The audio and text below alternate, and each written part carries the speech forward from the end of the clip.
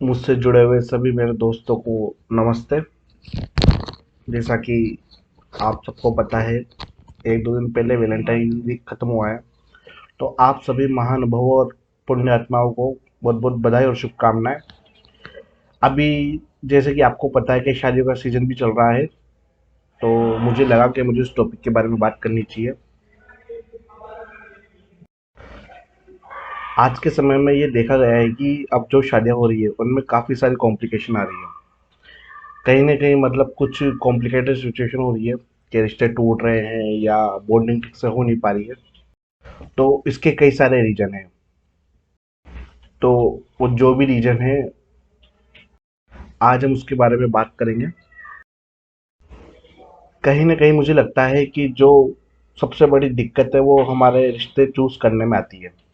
हम हमारी जो अपेक्षाएं रहती है और उनको ध्यान में नहीं रखकर हम रिश्ते कहीं ना कहीं गलत तरीके से डिसीजन लेके हम शादी में चले जाते हैं, शादी के रिलेशन में।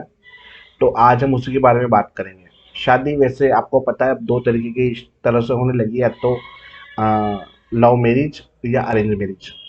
मैं आपको ये तो नहीं बोलूँगा या ये सजेस्ट नहीं करूँगा कि आपको लव मैरिज करनी है या अरेंज मैरिज।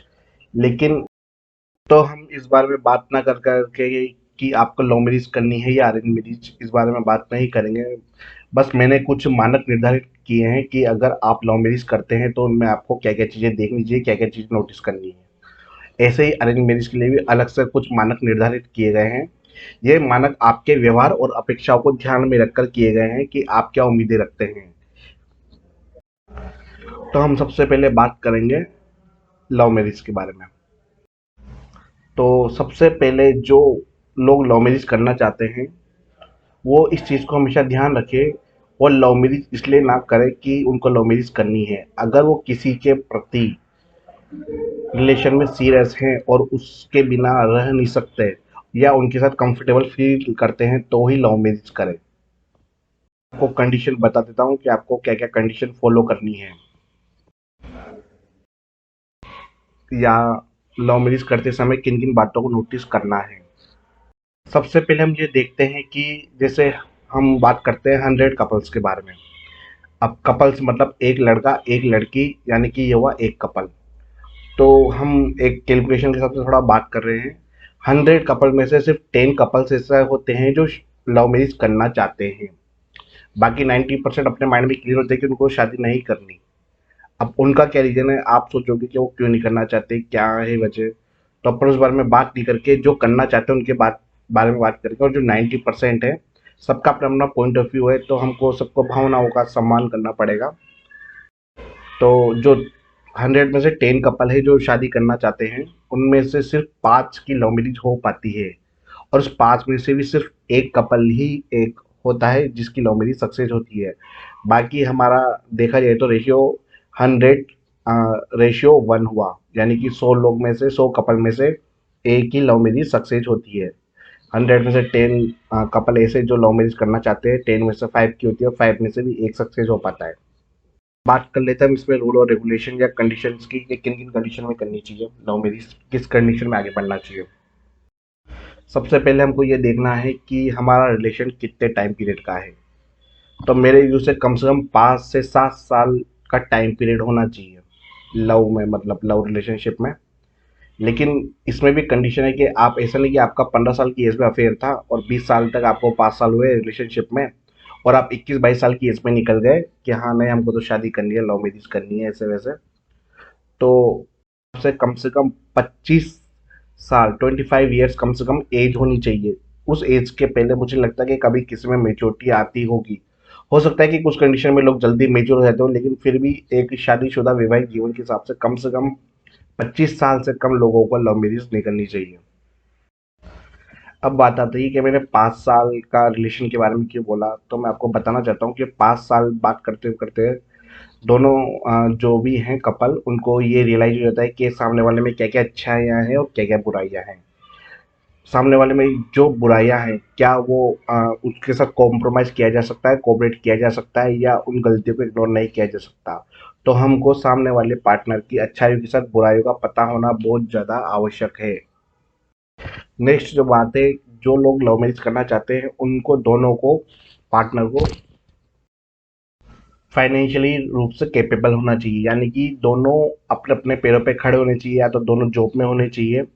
अगर बाय द वे आपका कुछ डिस्प्यूट होता है तो आपकी कम से कम पूरी लाइफ तो डिस्ट्रॉय नहीं होगी। जैसे मान लो कि किसी ने लव मैरिज की, अब जो लड़की है वो वर्क में नहीं है और जो लड़का है वो जॉब में है, और उनके बीच में कुछ कॉम्प्लिकेशन होती है, तो लड़की की अगर देखा जाए तो पूरी लाइफ डिस्ट्रॉय हो जाती है, क्योंकि ना तो उसको फिर फैमिली का सपोर्ट मिलता है, ना अपने कुछ सेकंड या थर्ड ऑप्शन खुल पाते हैं ऐसे कुछ। तो कम से कम दोनों फाइनेंशियली रूप से मजबूत होना चाहिए। नेक्स्ट बात है वो ये है कि हमको सामने वाले के कल्चर के बारे में भी पता होना चाहिए, यानी कि उसके घर में क्या रीति रिवाज है। अगर कोई कपल यूँ सोचे मुझे तो सिर्फ अपने हस्बैंड से, या लड़का यूँ सोचे मुझे तो सिर्फ अपनी पत्नी से, पार्टनर से मतलब है, तो ऐसा नहीं होता। जो भी वैवाहिक जीवन में जाते हैं तो वो सिर्फ एक अपने पार्टनर के अलावा पूरे परिवार से जुड़ते हैं। तो कहीं न कहीं उनके रीति-रिवाज क्या आप उनको फ़ॉलो कर सकते हो, एक्सेप्ट कर सकते हो? अगर आप उनके कल्चर को समझते हो और एक्सेप्ट करते हो तो आपके लिए बहुत अच्छा होगा।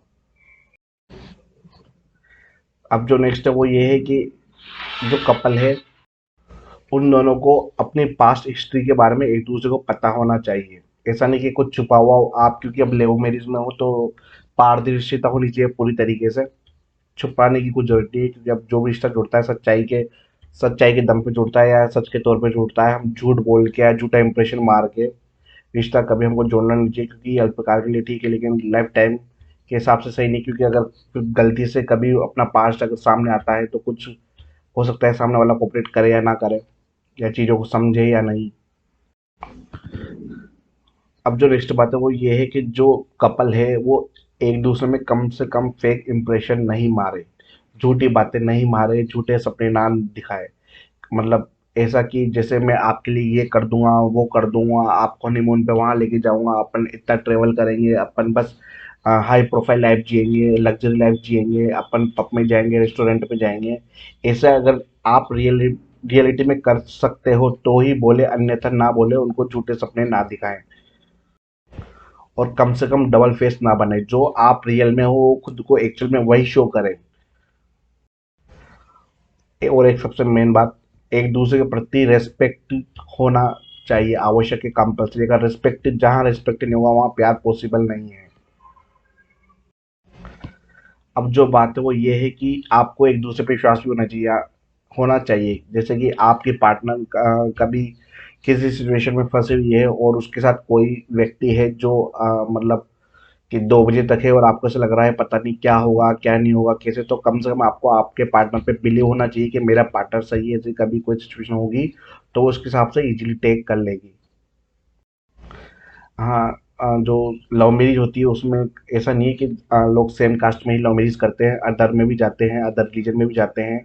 तो जो भी पार्टनर है आपका, तो कम से कम वो जाति और धर्म की हीन भावना से ग्रसित ना हो, जातिवाद ना हो, लेकिन हो सकता है कि कैटेगरी को सपोर्ट करता हो, क्योंकि कैटेगरी को अपन संविधान के तौर पे देखते हैं तो अपने अपनी कैटेगरी का अपना अपना बेनिफिशियल है। तो हो सकता है कि वो मुद्दों पे बात करता हो, चर्चा करता हो, या कुछ ऐसा फेवर करता हो, तो उसमें कोई ऐसी गलत बात नहीं है। तो कैटेगरी को फेवर किया जा सकता है, लेकिन अगर जाति और धर्म के वो अगर पक्षपात कर रहा है तो वो गलत है कहीं ना कहीं।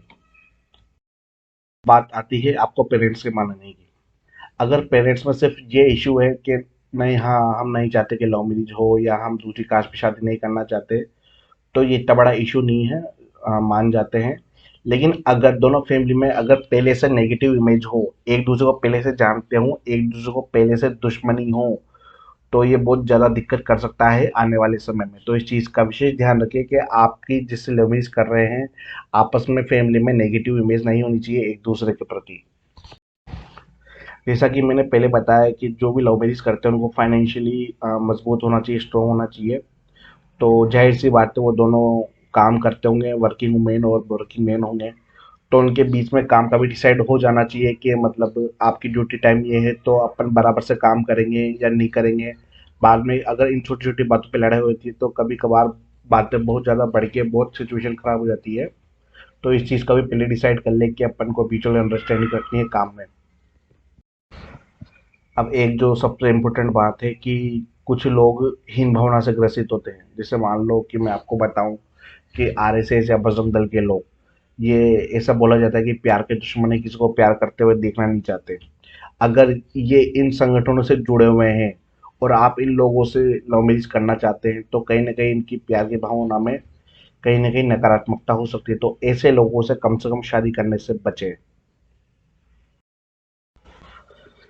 और एक और बात, जब अगर आप लव मैरिज कर रहे हो तो वो प्यार के बेस पे कर रहे हो, तो दहेज का तो इसमें कोई इश्यू होना ही नहीं चाहिए। लड़के को पूर्णतः मना कर देना चाहिए, मुझे दहेज नहीं चाहिए, नहीं चाहिए, और लड़की को भी पूर्णतः देने से मना कर देना चाहिए, एकदम डिनाई। क्योंकि आप तो सिर्फ पार्टनर को देख के शादी कर रहे हैं, तो इस बीच में इन चीज़ों की जरूरत नहीं है। इससे एक अच्छा मैसेज भी जाएगा और समाज का भी उत्थान होगा। अतः इन सब बातों को ध्यान में रखकर ही आप लव मैरिज में आगे बढ़े। फिर भी आपको एक दो बार मैं मुख्य बातें फिर से रिपीट कर देता हूँ कि कम से कम फाइनेंशियली आप मजबूत हो, जाति धर्महीन भावना से ग्रसित ना हो, एक दूसरे के प्रति नेगेटिव इमेज ना हो फैमिली में, एक दूसरे में फेक इंप्रेशन नहीं मारा हो, झूठे सपने ना दिखाए हो, डबल फेस ना बने हो। और सबसे इम्पोर्टेंट बात, अगर कोई जो कपल है उसमें जो पुरुष वर्ग है वो मोस्टली एल्कोहल या स्मोकिंग का हैबिचुअल होता है, तो जो लड़की होती है, वो जो पार्टनर है, वो सोचती है शायद एक टाइम के बाद ये बदल जाए।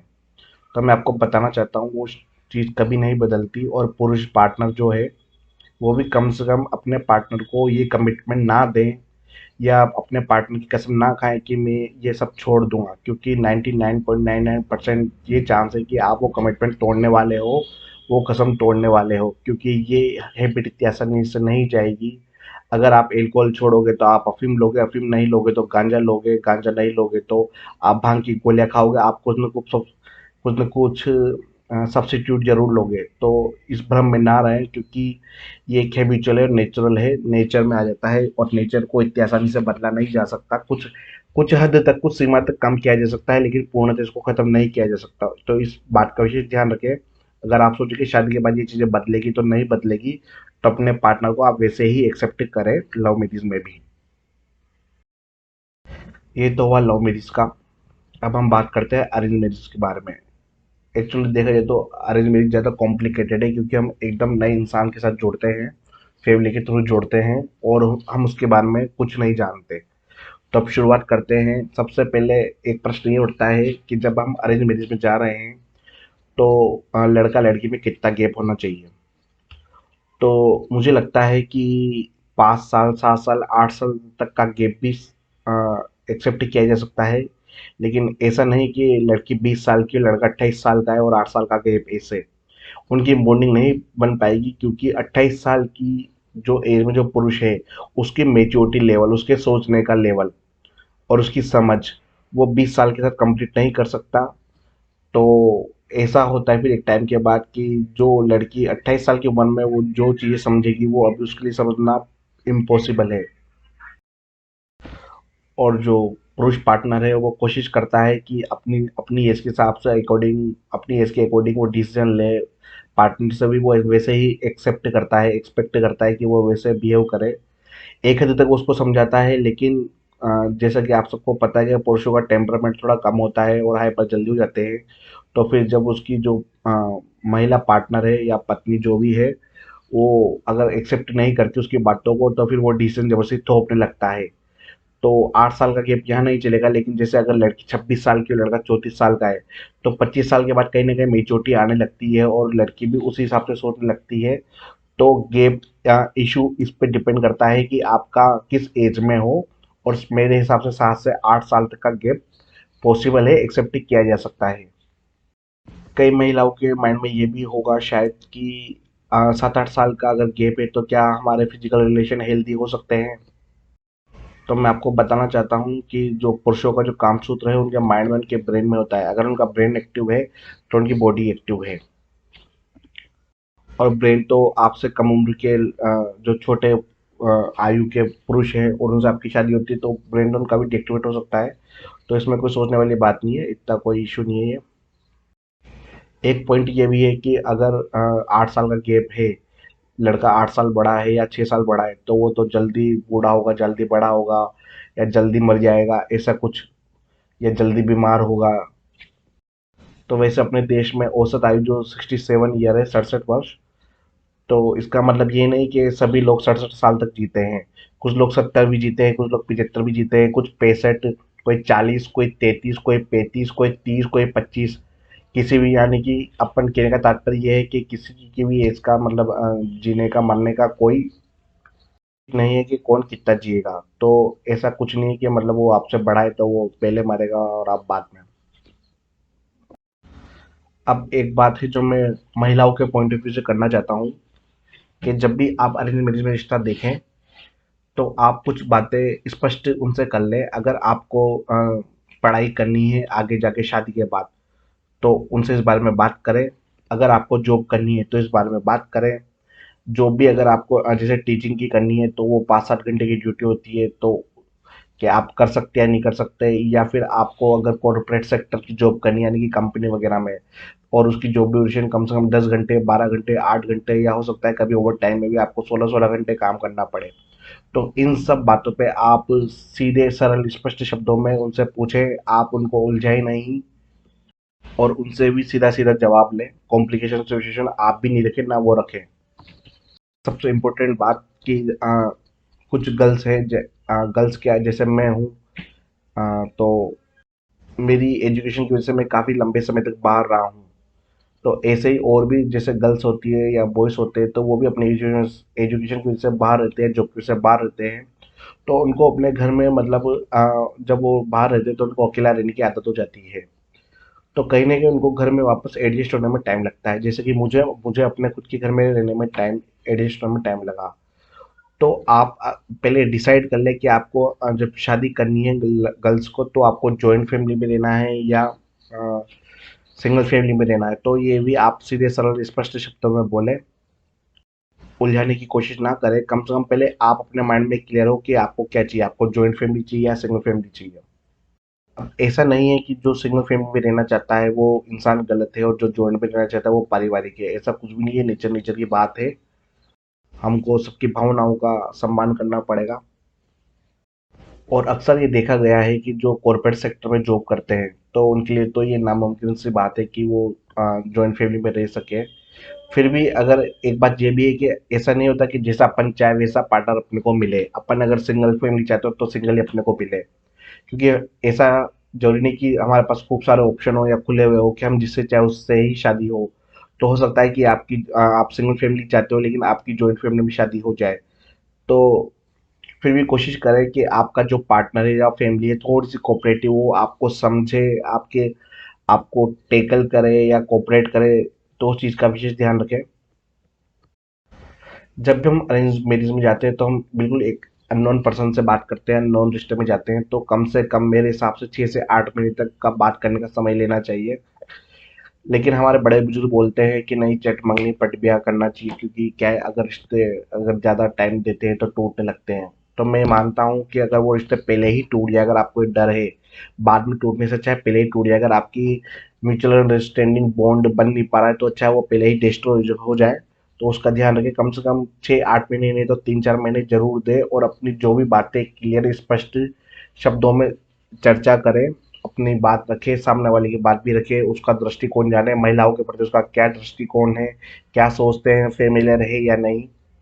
इन सब बातों को एक बार देख लें। कुछ लोगों का नेचर होता है कि वो हाई प्रोफाइल लाइफ जीना चाहते हैं, यानी कि जैसे घूमना, ट्रेवल करना, या पब में जाना, या रेस्टोरेंट में खाना खाना, मूवी देखना टाइम टू टाइम। तो अपन उनको भी गलत नहीं बोल सकते, क्योंकि मेरा खुद का नेचर ऐसा घूमने फिरना, रोने बिराने वाला है। तो अब ऐसे नहीं कह सकते, अगर उसका ये नेचर है तो वो गलत है और बाकी जो घर में रहता है वो सही है। तो आप गर्ल्स भी ये चीज़ का विशेष ध्यान रखें, अगर आपका ऐसा नेचर है तो आपके नेचर अकॉर्डिंग ही आप पार्टनर को देखें। आपकी अपेक्षाएं जो है उस वो क्या वो सामने वाला फुलफिल कर पाएगा। नहीं तो बाद में ऐसा होगा, आप ये सब चाहते थे और वो सामने वाला दे नहीं पा रहा, और फिर आप उससे शिकायत कर रहे हो कि नहीं, मैंने तो ऐसा सोचा नहीं था, मुझे तो उम्मीद से एकदम अपोजिट मिला। तो फिर कहने की लड़ाई शुरू होती है। तो कम से कम पहले आप अपने नेचर को समझ लें और अपनी बातें क्लियरली रखें। एक बात शायद मैं मिस कर गया कि जो लव मैरिज होती है या अरेंज मैरिज जो भी होती है, तो कोशिश करें कि इसमें कुंडली को पूरी तरीके से डिनाई करें। लेकिन फिर भी अगर किसी की फैमिली में ऐसा है कि नहीं हम तो कुंडली दिखाएंगे या हमारे को ये मानते हैं, तो अगर दिखाते हैं और अगर उनमें मंगल मंगल को तो पूरा इग्नोर कर दो, कोई इतनी चिंता वाली बात नहीं है, या फिर मंदिर में पूजा करा के मंगल वगैरह इजीली हट जाता है। लेकिन अगर किसी के नाड़ी दोष आ रहा है तो सबसे जरूरी है कि आप अपने ब्लड ग्रुप चेक करवाएं, और थोड़े अगर ब्लड ग्रुप मिसमैच हो रहे हैं फैमिली प्लानिंग के हिसाब से, तो आप समय से पहले जरूरी टीके लगवा लें और ट्रीटमेंट ले लें डॉक्टर से सलाह लेके, ताकि आपका ये इशू भी खत्म हो जाएगा। और अरेंज मैरिज में हो सके तो आप शायद आपको ये बात अजीब लगेगी, फिर मुझे ऐसा लगता है कि आप HIV रिपोर्ट भी दोनों पार्टनर एक दूसरे को दें। हालांकि HIV को कभी सब नेगेटिव फॉर्म में लिया जाता है कि नहीं ये गलत है, ऐसे वैसे, तो मैं आपको बता दूं कि HIV अगर, वैसे मैं ज़्यादा डेप्थ में बात करना नहीं चाहता, फिर भी बता दूं, HIV हमारे स्वयं की लापरवाही से ना होकर कभी कभी सामने वाले डॉक्टर की लापरवाही या और भी कई सारे रीजन है जिस वजह से हो जाता है। तो इसको हीन भावना से ना देखकर इसको एक अंडरस्टैंडिंग में समझें और डिसाइड क्या करें, मतलब कंपलसरी ले HIV रिपोर्ट आप भी दे और सामने वाले को भी दे। अगर किसी की जैसे मान लो अगर किडनी खराब है, लीवर खराब है, तो उसमें कोई दिक्कत वाली बात नहीं है। लेकिन अगर किसी को HIV है तो वो सीधे सीधे डायरेक्ट अपने पार्टनर को इफेक्ट करता है, और अपने जो फैमिली प्लानिंग करोगे आप बच्चे वगैरह को इफेक्ट कर सकते हो। तो इस चीज़ से बचने के लिए आप पहले ही ये सारी चीज़ें जान ले समझ ले, उसके बाद ही आगे बढ़े। हो सकता है अगर आप आपकी जैसे इस बारे में बात करें, रिपोर्ट के बारे में, ब्लड ग्रुप के बारे में, या फिर आप बोले कि मुझे नहीं सिंगल फैमिली में रहना है और जॉइंट फैमिली में नहीं रहना चाहता, तो सामने वाले से कुछ आपके प्रति नेगेटिव रिएक्ट करें या आपको समझे नहीं, तो अच्छा है। अगर वो नहीं समझे तो पहले वो चीज़ खत्म हो जाए, कम से कम आपको ये पता लग जाए कि ये इंसान मेरे को शायद समझ नहीं पाएगा या मेरी इसके साथ अंडरस्टैंडिंग हो नहीं पाएगी, तो ऐसे रिश्तों को डिनाई करें पूरी तरीके से। क्योंकि आज के आधुनिक युग में अगर हम इतनी सी चीज़ें नहीं समझ सकते, तो मेरे हिसाब से अपन काफ़ी पीछे जा रहे हैं।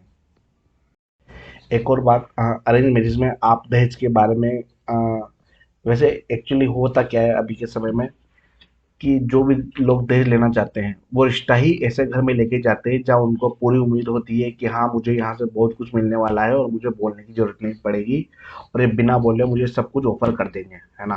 लेकिन कई बार ऐसा होता है कि वो उम्मीद तो करते हैं लेकिन जैसा वो सोचते हैं वो सामने वाली पार्टी से मिल नहीं पाता, और ये फिर एक बहुत बड़ा इशू बन जाता है शादी के बाद। तो मैं मानता हूँ ये लड़की वालों की रिस्पॉन्सिबिलिटी है, क्लियरली रिस्पॉन्सिबिलिटी है, आप क्लियरली उनसे सीधे शब्दों में पूछे कि क्या आपको दहेज चाहिए, चाहिए तो कितना चाहिए। अगर वो डिमांड करते हैं तो वो आपका डिसीजन है, आप कैसे क्या करते हो, लेकिन कम से कम आप क्लियरली पूछे ताकि आपको पता होना चाहिए कि इनके माइंड में क्या है, ये क्या सोचते हैं और ये क्या चाहते हैं।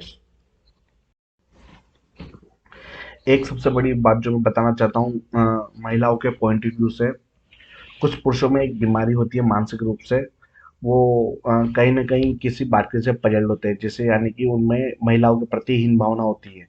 हीन भावना होने का कारण ये है कि वो जैसे अपने स्कूल कॉलेज लाइफ में उनको कुछ अगर गर्ल्स बुली करती हो, या उनको उनका अफेयर में उनको अगर चीटिंग हो या डंप किया गया हो, तो वो महिलाओं के प्रति थोड़े से नेगेटिव हो जाते हैं, और वो फिर क्या करते हैं महिलाओं से नफरत करके वो संपूर्ण नारी जाति का बदला अपने पार्टनर से लेते हैं। तो आप पहले अपने जिससे भी आप रिश्ता जोड़ने जा रहे हो उसका दृष्टिकोण जान ले कि वो महिलाओं के बारे में क्या सोचता है, कितनी रिस्पेक्ट करता है, उसका समर्पण का भाव कितना है। ये सब चीज़ों को एक बार नोटिस जरूर करें। एक और सबसे मेन बात, जब भी आप रिश्ते के लिए बात करें तो सबसे पहले आप उसके जो पार्टनर है, आपका लड़का हो चाहे लड़की हो, आप उसके जो भी एजुकेशन है तो आप उसके एक बार डॉक्यूमेंट जरूर मंगवाएं और अपने स्तर पर उसको वेरीफाई करें। जैसे मान लो अगर किसी ने PhD किया हुआ है तो आप उसका ईमेल पे डॉक्यूमेंट मंगवाएं, सर्टिफिकेट वगैरह, और UGC की जो भी साइट है तो उस पर वेरीफाई करें। अगर किसी ने कंप्यूटर कोर्स किया हुआ है, डिप्लोमा किया हुआ बताया हुआ है, तो आप उसको AICTE की साइट पे आप वेरीफाई कर लें। ऐसे ही जॉब के बारे में भी, जैसे अगर कोई गवर्नमेंट जॉब में है तो हम क्लियरली पता लग जाता है कि हाँ ये है। लेकिन कोई अगर जैसे खुद को बताता है मैं प्राइवेट जॉब में हूँ, मैं कॉर्पोरेट सेक्टर की या कंपनी जॉब में हूँ, तो आप उसको भी वेरीफाई करें। अगर वो कंपनी रजिस्टर्ड है तो कंपनी की साइट पे, वेबसाइट पे आपको कंपनी का पूरा स्ट्रक्चर, उनके एम्प्लॉय के नाम, उनकी पोस्ट और सैलरी सब कुछ दिया होता है, तो कम से कम उस चीज़ को एक बार वेरीफाई कर लें। और एक और चीज़ जो ध्यान देने वाली बात है कि आप जब भी जो अरेंज मैरिज है उसमें आप उसका जो लड़के का पास हिस्ट्री है यानी कि क्रिमिनल को रिकॉर्ड, उसका भी आप थोड़ा सा वेरीफाई कर ले। आप नज़दीकी थाने में जाके उसके बारे में पता कर सकते हैं, जो भी उनका थाना लगता हो। और अगर आप वो भी नहीं कर सकते, ये आपके साथ पॉसिबल नहीं हो पा रहा है, हालांकि ये एक लीगल वो है, आपको इसमें मतलब पुलिस थाने की तरफ से पूरा कोऑपरेशन मिलता है, पूरा कोऑपरेट करते हैं। तो इसमें ऐसी कोई दिक्कत आनी नहीं चाहिए। अगर फिर भी ऐसी दिक्कत आती है तो कम से कम आपका जो भी पार्टनर जिससे आप रिश्ता जोड़ रहे हो उसको पासपोर्ट बनाने के लिए बोलें। और आप भी अपना पासपोर्ट बनाएं, क्योंकि पासपोर्ट एक ऐसी आईडी है जिसमें सारे डॉक्यूमेंट लगते हैं। और जिस जिस के ऊपर केस होते हैं या कोई क्रिमिनल केस होता है या कुछ ऐसी हिस्ट्री होती है नेगेटिव, तो उसका पासपोर्ट बनना पॉसिबल नहीं है। तो आप उसको अच्छे से वेरीफाई करें। और अरेंज मैरिज में गर्ल्स को एक सबसे जो ध्यान देने वाली बात है वो लड़के की शक्ल, मतलब फेस को और पर्सनैलिटी को ध्यान न देकर उसके व्यवहार, उसके काम को तवज्जो दें। हो सके तो मतलब थोड़ा, अगर आप ज़्यादा सुंदर हैं मतलब या नॉर्मल सुंदर, तो आपसे डाउन लेवल पे ही लड़के का चूज करें। क्योंकि अगर आपसे अगर बेटर वो है तो ये 90% केस में है कि लड़का आपको अंडर एस्टिमेट करेगा, आपको हमेशा नीचा दिखाएगा या कहीं और कुछ ऐसे गलत कुछ करने का प्रयास करेगा। तो इस चीज़ का विशेष ध्यान रखें। अरेंज मैरिज में भी एक बार ये डिसाइड कर ले आप, डिसाइड क्या मतलब क्या कहते हैं, चर्चा कर ले अपने पार्टनर से कि आप क्या मतलब जो ड्रेसिंग सेंस वो क्या होता है, वेस्टर्न है, अपने सिंपल है, सूट सलवार जो भी, साड़ी क्या है, जो ताकि आप जिससे कंफर्टेबल हो आप पहले उस बारे में बात कर ले, ताकि इस पर भी बाद में इशू कुछ ऐसा बने नहीं। हालांकि इतनी बड़ी बात नहीं है, लेकिन ये धीरे धीरे छोटा है पर धीरे धीरे बड़ा हो जाता है आगे जाके। वैसे जहाँ तक मुझे याद है मैंने लगभग सारे पॉइंट बोल दिए हैं, पर फिर भी मैं एक बार बताना चाहूँगा आपको कि सबसे पहले आप अपने व्यवहार को और अपने अपेक्षाओं को और अपनी उम्मीदों को जानें। पहले आप अपने खुद के माइंड में क्लियर हो कि आपको कैसा चाहिए, उसके अकॉर्डिंग ही आप रिश्ता देखें। लेकिन ये जो मैंने जितने भी मानक आपको बताए हैं या आपकी जो अपेक्षाएं हैं, ये हर किसी के लिए नहीं है। फॉर एग्जांपल जिसके लिए अगर महीने में हर महीने 2 या 3 रिश्ते आते हैं, तो वो तो चूज कर सकता है, उसके पास ऑप्शन है। लेकिन जिसके साल भर में एक रिश्ता आ रहा हो, जिसके पास ऑप्शन कम है, तो वो मेरी बातों को सीरियसली ना ले और इन चीज़ों में ना पड़े। हालांकि मैं तो मानता हूँ कि गलत शादी होने से अच्छा है कि आप शादी चाहे लेट करें या ना करें, लेकिन गलत रिश्ते में जाने से अच्छा है कि आप ना जाए। फिर भी मैं जो मेरी ये जितनी भी बातें हैं या जितने भी मानक है वो एक सामान्य परिवार के लिए हैं, एक मिडिल क्लास फैमिली के हिसाब से जो जो उनको जो एक्सपेक्टेशन उस हिसाब से मैंने तय किया है। बाकी आप जो देखेंगे वो सामने है, जो आप फेस करेंगे। फिर भी अगर आपको किसी बात में अगर कोई क्यूरी है तो मैं आप मुझे डायरेक्ट मैसेज कर सकते हैं, कमेंट में कोई भी ना लिखे कुछ, मतलब आपके क्वेश्चन वगैरह है ना, और मैं अपने नंबर इसमें कमेंट इसमें डाल दूंगा। अगर आपको फिर भी कुछ ज़्यादा एक्स्ट्रा जानना हो या वेरीफाई करना हो तो आप मुझसे 5 से 6 बजे तक कॉल कर सकते हैं, और आपका नाम और पहचान गुप्त रखा जाएगा। तो इस बात की चिंता ना करें प्राइवेसी की, क्योंकि ये तो मेरा प्रोफेशन है और मैं प्रोफेशनलिस्ट हूँ। तो आप निश्चिंत रहें। तो आज मेरा साइकोलॉजी के हिसाब से मैंने रिलेशनशिप्स के बारे में यानी कि लव मैरिज और अरेंज मैरिज के बारे में कुछ मानक निर्धारित किए थे, तो वो मैंने आपको बताया। अगला जो मेरा वीडियो होगा वो फाइनेंशियल सेक्टर का होगा, जो आपको आपके परिवार को आर्थिक रूप से मजबूती प्रदान करने का कार्य करेगा। आपको बहुत सारे निर्णय जो बदलने होंगे, बदल आप बदलोगे या निर्णय लोगे, उसमें काफ़ी ज़्यादा काम में कारीगर होगा वो। तो वो वीडियो ज़रूर देखें। और जितने भी लोग हैं ये मैं बता दूं कि ये उन लोगों के लिए यूज़फुल वीडियो है मेरा, जो मतलब शादी के रिश्ते में बंधने वाले हैं या रिश्ता देख रहे हैं या शादी करना चाहते हैं। तो उन लोगों के लिए सबके लिए यूज़फुल है। तो आप भले लाइक या कमेंट ना करें लेकिन शेयर ज़रूर करें। धन्यवाद।